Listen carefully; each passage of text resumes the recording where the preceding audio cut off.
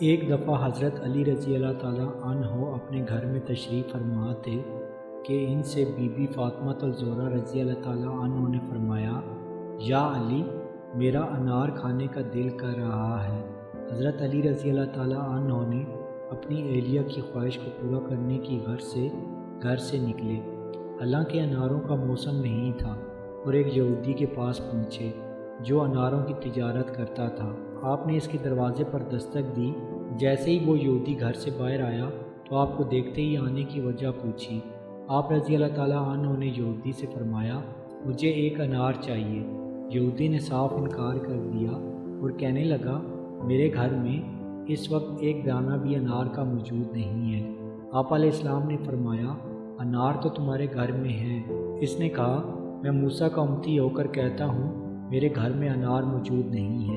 آپ علیہ السلام مسکرائے اور فرمایا، محمد مصطفیٰ صلی اللہ علیہ وسلم کا داماد ہونے کی حیثیت سے فرماتا ہوں کہ انار تمہارے گھر میں موجود ہے۔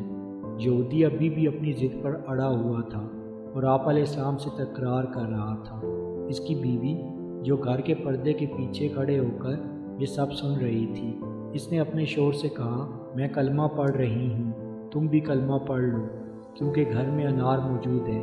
وہ یہودی یہ دیکھ کر بڑا حیران ہوا کہ گھر میرا ہے لیکن علم علی کو ہے۔ اس نے کلمہ پڑھتے ہوئے انار علی رضی اللہ تعالیٰ عنہ کے سپرد کیا۔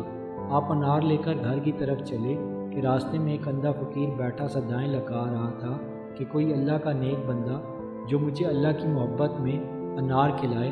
حضرت علی رضی اللہ تعالیٰ عنہ نے صدا سنتے ہی انار کھولا اور اس فقیر کو دے کر گھر کی طرف چل پڑے۔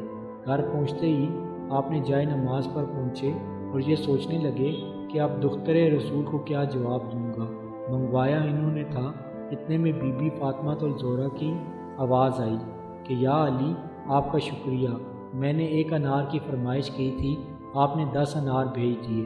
علی رضی اللہ تعالیٰ عنہ مسکرائے اور فرمایا، یہ انار میں نے نہیں بلکہ آپ کے لیے اللہ نے بھیجے ہیں، جو آپ کو دے کر گیا ہے وہ اللہ کا فرشتہ ہے۔